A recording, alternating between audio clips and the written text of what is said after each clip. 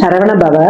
உருவாய் அருவாய் உளதாய் இலதாய் மறுவாய் மலராய் மணியாய் ஒளியாய் கருவாய் உயிராய் கதியாய் விதியாய் குருவாய் வருவாய் அருள்வாய் குகனே.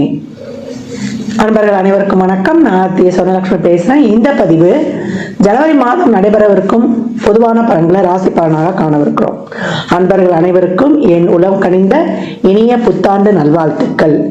இந்த வருடம் உங்கள் அனைவருக்கும் வளமான நலமான செல்வ செழிப்பையும் நீண்ட பரிபூர்ண ஆயுள் ஆரோக்கியத்தையும் எல்லா வகையிலையும் நீங்க வெற்றிகரமாக உங்கள் வாழ்க்கையில் பயணிப்பதற்கு என் முருகப்பெருமானையும் வாராகி அன்னையையும் அண்ணாமலையானையும் பிரார்த்தனை செய்து கொள்கிறேன்.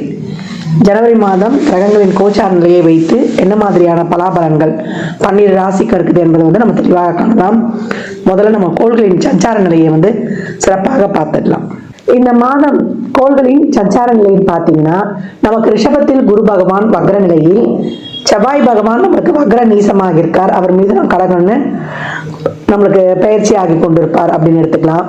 கேது பகவான் கன்னியில், புதன் பகவான் விருச்சகத்தில் இருக்காரு. அவர் இந்த மாதம் 4ஆம் தேதி தனுசுக்கும், அவர் 24ஆம் தேதி மகரத்திற்கும் சென்றடைவார். சூரியன் 2 ராசிகளில் பயணிப்பார். ஆரம்பத்தில் தனுசிலும், அவரே 14ஆம் தேதி நமக்கு மகரத்திற்கு சென்று அமருகிறார். இந்த காலகட்டம் நமக்கு சுக்கிரன் இந்த மாதம் 28ஆம் தேதி மீனத்திற்கு சென்று உச்சமடைகிறார். ஏற்கனவே சுக்கிரனும் சனியும் 9ல நம்மளுக்கு டிரான்சிட்ல இருக்கிறாங்க. ராகு பகவான் ஏற்கனவே மீனத்துல நமக்கு சென்று கொண்டிருக்கிறார். சந்திரன் இந்த மாதம் பார்த்தீங்கன்னா தனுசுல உயர்தயம் ஆவார். இந்த கோள்களின் கோச்சார நகர்வால் 12 ராசிகளும் அடையக்கூடிய நன்மையான பலன்களையும், யார் கொஞ்சம் விழிப்புணர்வா இருக்கணும் என்பதையும் இந்த பதிவுகளில் காணலாம். பதிவுகளில் சொல்லியிருக்கின்ற இறை வழிபாடு, எளிமையான பரிகாரங்களை பின்பற்றி உங்கள் வாழ்வை வளமாக்கிக் கொள்ளுங்கள். மேஷ ராசி மேஷ ரகத்திற்கான பலன்களை காணவிருக்கிறோம். இந்த இடத்தில் இருக்கக்கூடிய நட்சத்திரங்கள் பார்த்தீங்கன்னா, அஸ்வினி 4 பாதங்கள், பரணி 4 பாதங்கள், கார்த்திகை 1ஆம் பாதம் இருக்கு. மேஷ ராசியை பொறுத்த வரைக்கும் இந்த காலகட்டம் ரொம்ப சிறப்பான ஒரு பலன்களை நீங்க அடைய போறீங்க. புத்துணர்வோடு செயல்படக்கூடிய ஆண்டின் துவக்க மாதம் உங்களுக்கு பல சிறப்புகளை அள்ளித்தரப்போகுது அப்படின்னு சொல்லலாம். ஏன்னு கேட்டீங்கன்னா, மேஷ ராசிக்கு ஒரு அச்சம் இருந்து கொண்டே இருக்குது. இந்த வருடம் 7வது சனி வருதுன்னு. அதை பத்தி நீங்க எந்த சிந்தனை குழப்பம் எதுவும் தேவை கிடையாது. ஏற்கனவே நமக்கு ராசி அதிபதி நீசம் மகரமானதுனாலேயே எல்லாமே உங்களுக்கு ஃபேவர் இந்த மாதம். தொழில், திருமணம், வேலை வாய்ப்பு, கல்வியாக இருந்தாலும், இல்லத்தரசிகளாக இருந்தாலும், இல்லை வயதில் கொஞ்சம் நாங்கள் மூத்தவங்க எங்களுக்கு ஏற்ற மாதிரி ஒரு தொழில்னாலும், தொழில் உங்களுக்கு ஆப்ட். கிரகநிலைகள் பார்த்தீங்கன்னா 11ல் சனி சுக்கிரன், ரொம்ப அருமையான ஒரு காலகட்டம். இது வரைக்கும் தொழிலே இல்லை, தொழிலில் நாங்கள் ஒரு ஸ்திரத்தன்மை இல்லை. ஏன்னா சூரியனும் 9, 10 பயணிச்சுவார். அப்போ தொழிலில் ஒரு நிரந்தரம், தொழிலில் ஒரு நிரந்தர வருவாய், தொழிலில் நல்ல மாற்றங்கள், அது உங்களுக்கு ஒரு சிறப்பை தருவது. ஊதிய உயர்வுடன் கூடிய உத்தியோக உயர்வு இந்த மாதம் நிச்சயம் உண்டு. எல்லாத்துக்கும் முயற்சி செய்யுங்க. சோம்பல் தனம் மட்டும் வராம, குழப்பம் வராம, சந்தேகம் இல்லாம இந்த மாதத்தை நீங்க கடந்தாலே உங்களுக்கு வெற்றி வாய்ப்பை உறுதிப்படுத்திக் கொள்ளலாம். நல்ல மணி ஃப்ளோ இருக்கும். வீட்டுக்கு தேவையான எல்லா பொருட்களையும் வாங்கிடுவீங்க. மாணவர்களுக்கு நல்ல புத்தி தெளிவு, அறிவு தெளிவு இருக்கும். இப்ப நீங்க போடக்கூடிய எஃபர்ட், ஒரு நீட்டு, ஒரு என்ட்ரன்ஸ் எக்ஸாம்லாம் எழுதுறீங்கன்னா நல்லா எழுதி கவர்மெண்ட் கோட்டால சீட் கிடைக்கக்கூடிய அளவுக்கு உங்களுடைய மதிப்பெண்கள் சிறப்பாக இருக்கும். அதே போல போர்டு எக்ஸாம்ஸ் எழுதுறவங்க, காம்படிட்டிவ் எக்ஸாம் எழுதுறவங்களுக்குலாம் ரொம்ப அருமையான வாய்ப்புகள் அப்படின்னு சொல்லலாம். திக்பலம் பெற போகிறார் சூரியன் வேற. பிள்ளைகள் நலனில் இது வரைக்கும் எந்த விஷயமும் எங்களுக்கு நடக்காம, ஒரு குழந்தை பாக்கியம் இல்லை, அவங்களுக்கு தொழில், அவங்களுக்கு கல்யாணம், அவங்களுக்கான ஒரு சிறப்பான ஏற்பாடுகளை நாங்கள் முன்வைக்கிறோம், எதுவும் நடக்கிறவங்களுக்கு இப்போ அவங்க வீட்டில் கெட்டி மேளமோ டும் நம்மளுக்கு சுபமங்க நிகழ்வுகள் கண்டிப்பாக நடக்கும். திருமண வயதில் நீங்க இருக்கிறீங்க அப்படின்னா இந்த காலகட்டம் திருமணம் மனதுக்கு நிறைவா இருக்கும். இவ்வளோ நாள் நாங்க பார்த்தோம், செஞ்சோம், எங்களுக்கு பிடிக்கல, லேட்டா கிடைச்சாலும் லேட்டஸ்டா கிடைச்சதுன்னு சொல்லக்கூடிய அமைப்பு. வயதில் பெரியவங்களுக்கு இந்த காலகட்டம் உங்களுக்கு ஏற்றாற் போல ஒரு தொழிலை நீங்கள் அமைத்துக் கொள்வது, இது வரைக்கும் பூர்வீக சொத்தில் இருந்த பிரச்சனைகள்லாம் நம்ம பேசி தீர்த்துக் கொள்வது, வீடு, மனை, வண்டி, வாகன யோகம், அதில் இருக்க பிரச்சனைகள் நீங்குவது, பத்திரம் சார்ந்த பிரச்சனைகள்லாம் தீர்த்து கொள்ளப்படுவது, இது வரைக்கும் உறவுகள் கிட்ட ஏதாவது பிரச்சனை இருந்தது, கணவன் மனைவி கிட்ட பிரச்சனை இருந்தது, பங்காளிகளுக்குள்ள பிரச்சனை இருந்தது என்பதெல்லாம் பேசி தீர்த்து கொள்வது, எல்லாமே அருமையா இருக்கு. மேஷம் இன்றையிலிருந்து இந்த நொடியிலிருந்து நீங்கள் இந்த புது வருஷத்திலிருந்து உங்களை நீங்களே வந்து டைம் பாக்ஸில் ஃபிக்ஸ் பண்ணி கொண்டு சிறப்பாக செயல்படும் பொழுது, ஏன்னா உங்களுடைய 9 என்ற பாக்கியஸ்தானமே ஒரு நியமனம், ஒரு கட்டுப்பாட்டுக்குள் இருப்பது தான். அப்போ உங்களுடைய திட்டங்களை வடிவமைத்து முதல் நாளே நீங்கள் மறுநாளுக்குரிய செயல்களை வந்து நீங்கள் பிளான் பண்ணி செய்யும்பொழுது ரொம்ப அருமையான வருடம். எல்லாமே நல்ல பலன்கள். எதுலமா கவனமாக இருக்கணும்னா, உங்களை பொறுத்த வரைக்கும் நல்ல நண்பர்களை தக்க வைத்துக் கொள்ளணும். உங்களுக்கு நல்ல நண்பர்கள் கிடைக்கிறதும் நல்ல உறவுகளும் வந்து அவ்வளோ சீக்கிரம் கிடைக்காது. அதை வந்து நீங்கள் சிறப்பாக வந்து நான் உங்களுடைய அந்த கோபத்தை விட்டு அவங்களோட வந்து அனுசரித்து அதை மட்டும் நீங்கள் வந்து ஃபாலோ பண்ணிக்கணும்.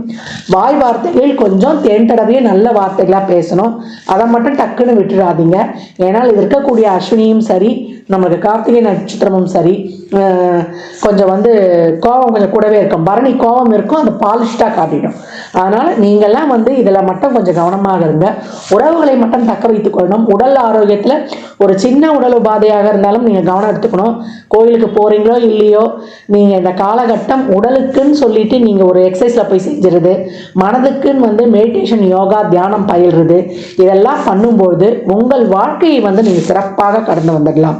அப்போ மேஷத்துக்கு திருமணம், தொழில், வேலைவாய்ப்பு, மாணவர்களாக இருந்தால் கல்வி, இல்லை இது வரைக்கும் உடல்நிலை ஏதாவது ஒரு குறைபாடு இருந்தால் ஒரு நல்ல மருத்துவம் கிடைப்பது, இதெல்லாம் ரொம்ப ஆப்டாகவே வந்துடணும். தசா புத்தி மட்டும் சிறப்பு இல்லை அப்படின்றவங்க ரொம்ப வந்து எனக்கு குழப்பமாக இருக்குது, எதையும் செய்ய ஒரு பயமாக இருக்குன்னா உங்களை சார்ந்த ஒரு வெல்விஷர் கிட்ட ஆலோசனை கேட்டுக்கொள்ளுங்க. அதுவும் ரொம்ப சிறப்பு. இப்போத்துலேருந்தே கெட் செட் கோ அவே, அதுதான் உங்களுடைய தாரக மந்திரமே. அந்த மாதிரி நீங்கள் உங்களை வந்து புகுத்தி கொள்ளும் பொழுது தேவையற்ற அந்த ஒரு பயம், ஒரு கலக்கம், இதை மட்டும் விட்டுட்டு எல்லாமே நமக்கு நல்லதாக நடக்குது, நமக்கு கிடைக்கிறது எல்லாமே பெஸ்ட்டு. ஏற்கனவே வந்து ஒவ்வொரு நாளும் உங்களுக்கான நாள், என்னால் முடியும் சொல்லிட்டு இந்த சூழலை நீங்கள் வந்து கடக்க ஆரம்பிக்கிறீங்க, முயற்சிகளை போடுறீங்க.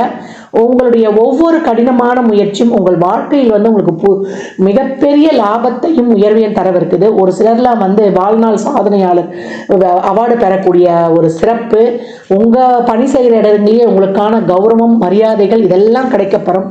அதெல்லாம் அவ்வளோ ஒரு மனமகிழ்வாக இருக்கும். பெண்களுக்கு வந்து இந்த காலகட்டம் அவங்க நினச்ச வாக்கில் நீங்களே வந்து இந்த காலகட்டம் பெண்களுக்கான வருடம் அப்படின்னு சொல்லிட்டு வரோம். பெரிய தொழில் முனைவோராக பெண்கள் வந்து அனைத்து துறைகளையும், கலைத்துறை, மீடியா, அதே போல் கம்யூனிகேஷன் ஃபீல்டுன்னு அவங்க தடம் பதிக்காத இடங்களே கிடையாது. வீட்டிலே சாதாரணமாக ஒரு உணவு தொழிலோ, ஒரு சும்மா ஒரு பியூட்டிஷியன் மாதிரி அந்த அழகு இந்த சம்மந்தப்பட்ட அந்த பொருட்கள், சோப்பு, ஷாம்புன்னு தயாரிக்க போய் அவங்க கடைசியில் பார்த்தீங்கன்னா ஒரு லேக்ஸ் கணக்கில் சம்பாதிக்கிற மாதிரி வந்துடுவாங்க. அந்த மாதிரி ஒரு சிறப்பான காலகட்டம் மேஷம் புத்துணர்வோடு வீரநடை போடக்கூடிய ஒரு சிறப்பான மாதம். வருடத்தின் துவக்கமே உங்களுக்கு அடிதூள் அட்டகாசம் அப்படின்னு வந்து சொல்லலாம். பயம், குழப்பம், அச்சம் இதை மட்டும் விட்டுட்டு தைரியமாக களமிறங்குங்கள். இது மட்டும் தான் இங்கே உங்களுக்கு. மற்றபடி அனைத்துமே அருமையான பலன்கள். மேஷ ராசி லக்னக்கார நண்பர்களுக்கு என் மனமார்ந்த வாழ்த்துக்களை தெரிவித்துக் கொள்கிறேன். முருகனுடைய வழிபாடு உங்களுக்கு எப்பவுமே வேணும். இந்த வருடம் எப்பயும் வந்து செவ்வாய்க்கிழமை, வியாழக்கிழமைகளில் முருகன் கோயிலில் ஒரு 9 எலுமிச்சம்பழத்தை வாங்கி கொடுங்க.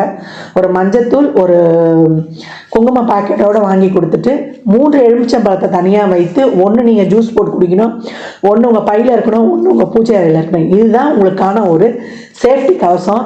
நீங்கள் வந்து எப்போவும் இப்போத்தந்தே காலையில் வீட்டில் எழுந்த உடனே, படுக்க வீட்டு எழுந்த உடனே, நான் வருட ஆரம்ப பதிவில் சொல்லியிருப்பேன் அப்துல் கலாம் ஐயாவுடைய பொன்மொழிகள். I am the best, I can do it, God is always with me, I am a winner, today is my day.